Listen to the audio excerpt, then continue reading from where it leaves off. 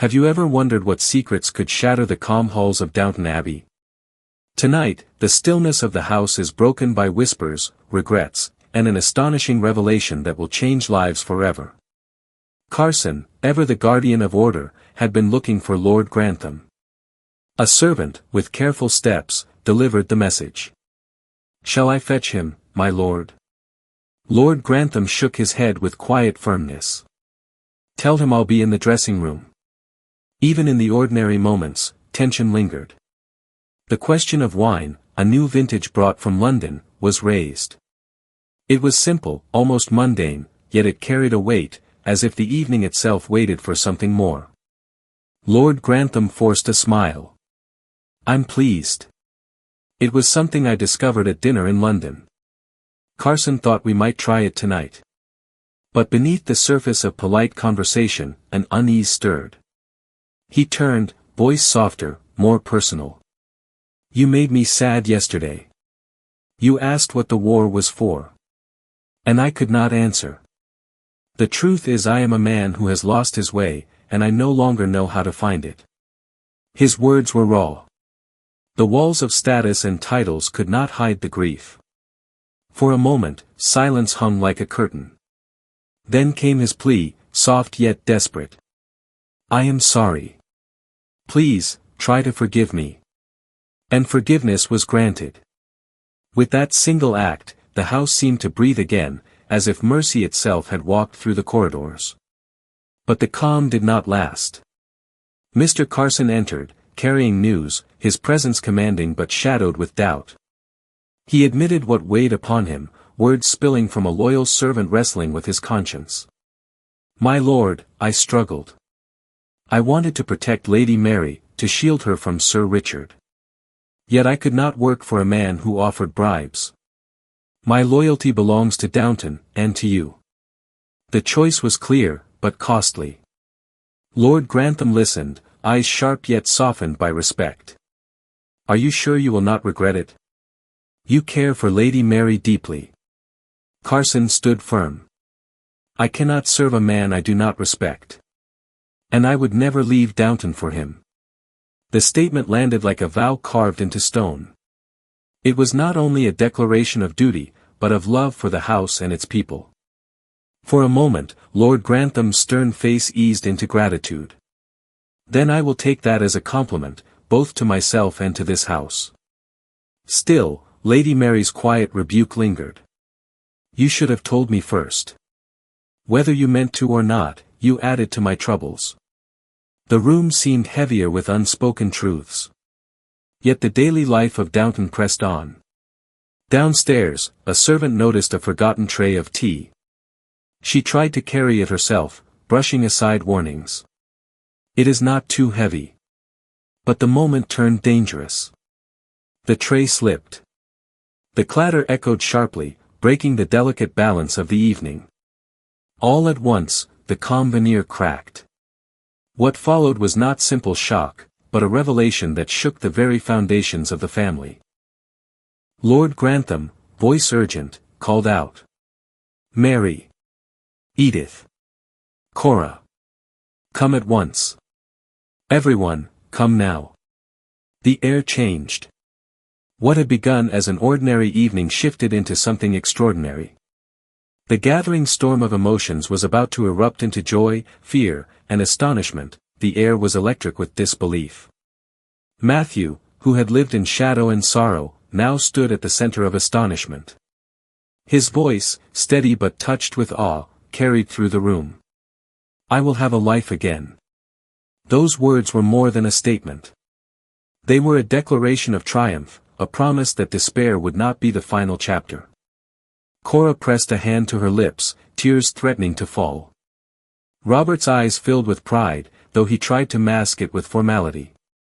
And Mary's heart soared in silence, torn between joy and the fear of what the future might bring. Dr. Clarkson remained cautious. "You must take it slowly. The bruise upon your spine will never truly vanish. But you will walk. You will live as any man might." The family's relief broke into laughter and tears all at once. The grandeur of Downton Abbey had witnessed many triumphs and tragedies, yet this moment felt singular. It was as though the house itself exhaled after years of holding its breath. Dinner could wait.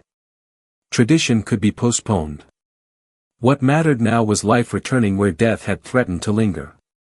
Cora's voice, trembling yet insistent, rose above the din. "You must all stay.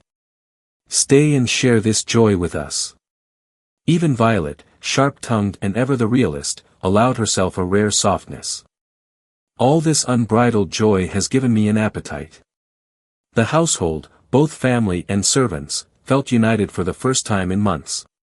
Titles, positions, and rules faded. For this one evening, they were not bound by hierarchy, but by shared relief and hope. But just as joy swept through the house, a shadow crept back into the narrative. Away from the grand dining room, whispers carried a darker weight. Anna, with quiet urgency, pulled aside a trusted ear. Her voice was low, almost fearful. "There is something I cannot forget. Something his lordship said, it troubles me." She hesitated, her hands twisting together, before revealing the truth. "They believe Lady Lavinia bought the poison. They believe it was her hand. But it was not. I bought it, months ago, when Mr. Bates asked me to fetch rat poison. It was arsenic. And ever since, I have feared that was what she took." The words hung in the air like a blade. Her confession was not only a revelation, it was a peril. With every syllable, the walls of safety seemed to close in. Her companion's face paled. "Have you told the police?" Anna shook her head. Fear tightened her throat. "No. If I confess now, they will think me guilty. They will not understand." The reply was stark, almost brutal in its clarity. "If you remain silent, it will be worse. Silence breeds suspicion, and when the truth emerges, as it always does, you will have no defense." The joy of Matthew's recovery had been a flame of hope.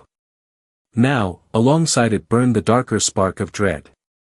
In the midst of triumph, Downton was once again pulled between light and shadow.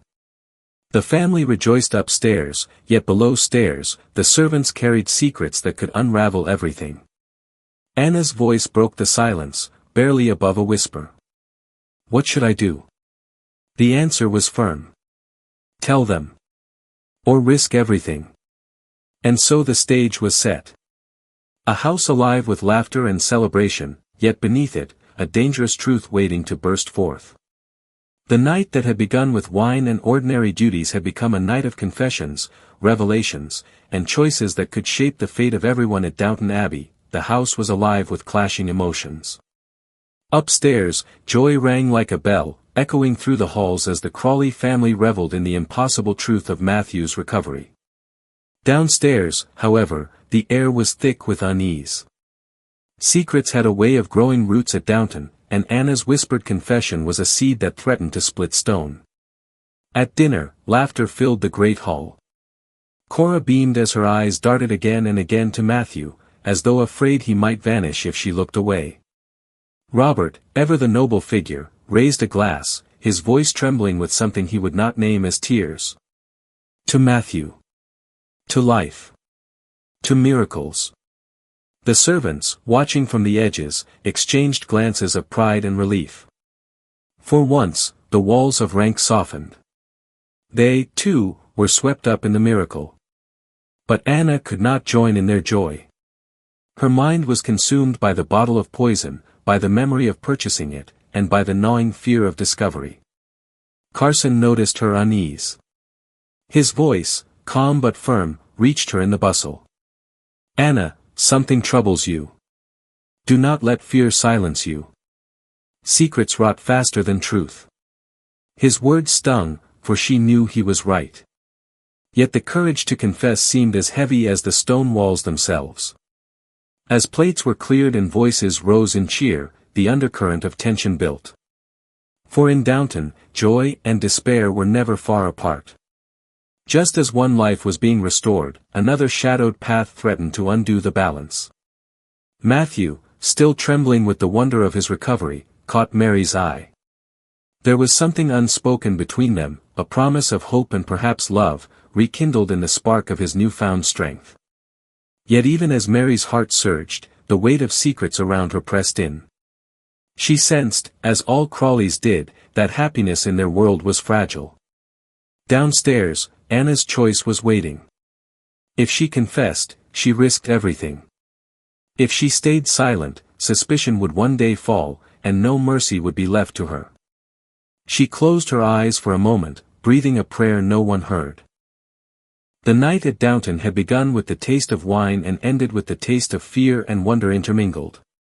It was a night where miracles walked hand in hand with shadows, where loyalty was tested, and where forgiveness could either save or destroy.